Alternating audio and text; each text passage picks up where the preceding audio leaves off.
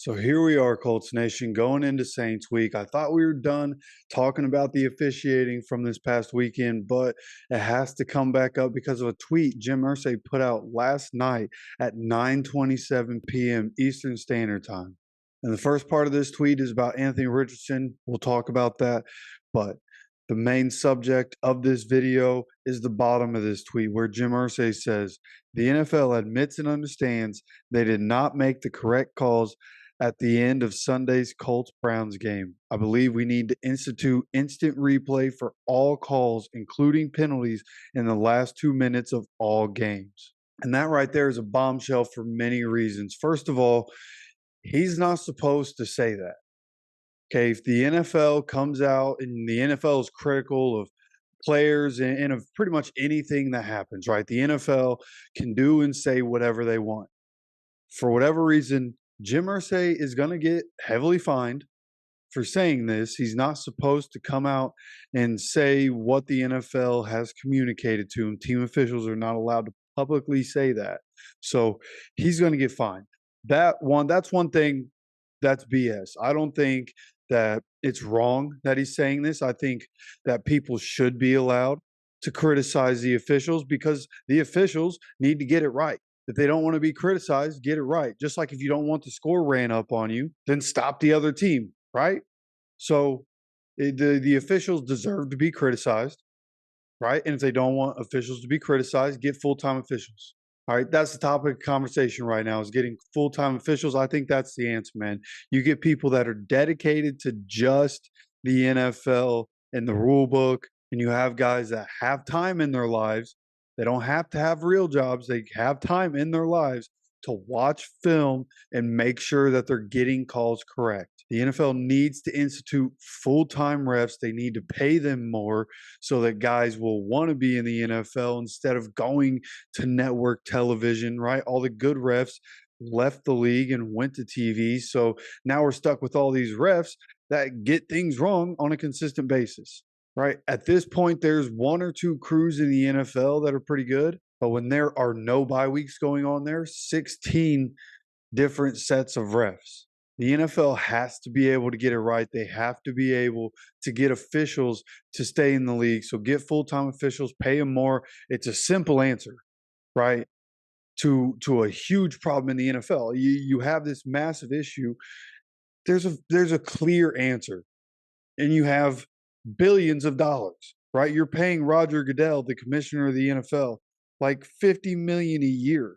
You can afford to pay the refs more money. You can afford to have full-time refs.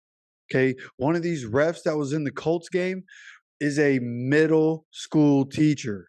Okay, here I was thinking that the NFL was getting all their refs from guys that were like lawyers, but they got a middle school teacher. So can I be a ref?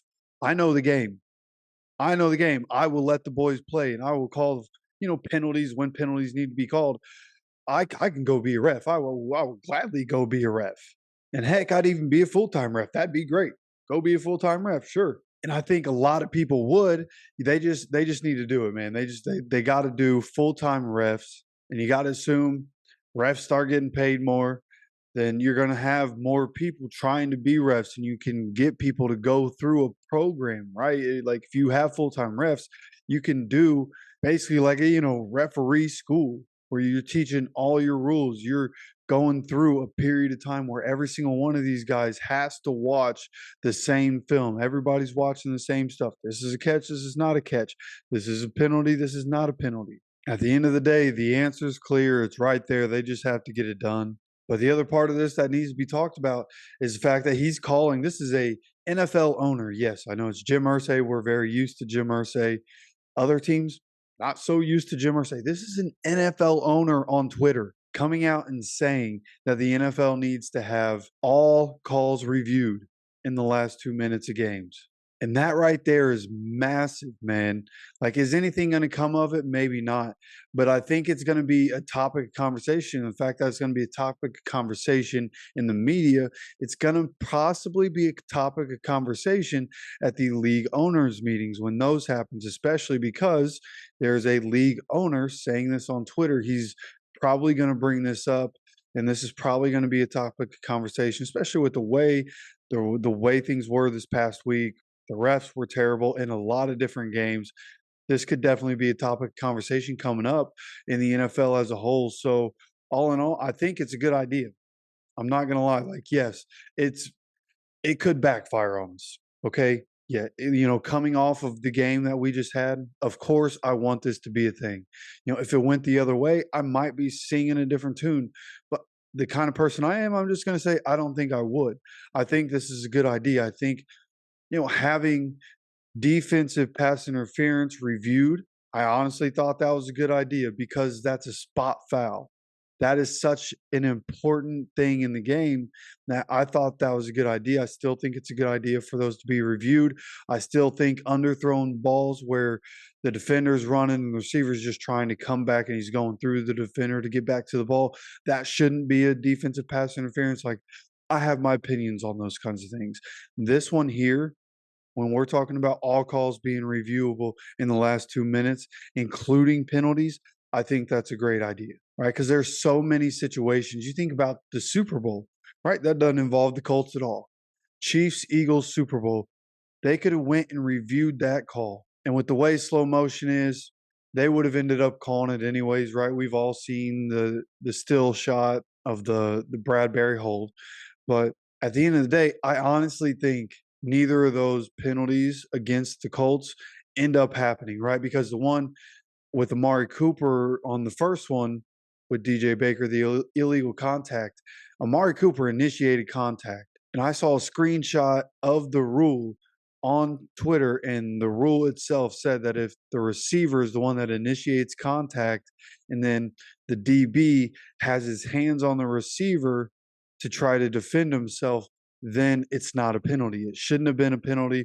They would have taken that penalty away if it was reviewed, just like the DPI would have been taken away upon review. Actually, DPI never would have happened because it would have been a fumble and the game would have been over. So, but again, DPI also would have been reviewed, would have been called uncatchable. Also, not enough there to really be calling DPI. So, all in all, neither of those penalties would have happened. I think it's a good idea from Jim Irsay.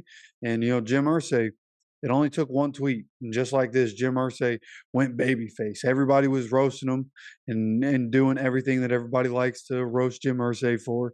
But here we are on Wednesday, October 25th. And just like that, people love Jim Irsay again all around the league. It's not just Colts fans. There are a lot of people around the league talking about Jim Irsay and talking about how great Jim Irsay is for putting this on Twitter.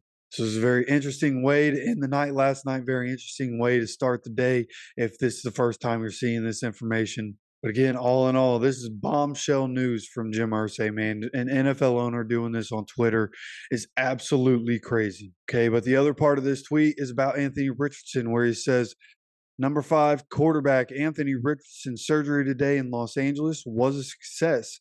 It was a long procedure and his shoulder injury has been repaired. No new surprises were found during surgery. They just repaired what was expected. Anthony is doing well and thanks everyone for the support. And he also adds that there is presently no date for his return. Now, I did see that Anthony Richardson will be starting his rehab on Thursday. So that process, he's getting started on that quickly. Again, this is season ending. There's no chance of a return. Right? I think the expected timetable that I've seen was 6 months. But also the doctor that worked on his shoulder is the same doctor that worked on Aaron Rodgers' Achilles injury. And Aaron Rodgers is way ahead of schedule in terms of Achilles injury treatment. So we'll see what happens with Anthony Richardson. But again, this is expected to be season ending. Even if we were to make the playoffs, I don't think they would bring him back, and I don't think he'd be able to come back. So again, this is his throwing shoulder. They're going to take their time with this one.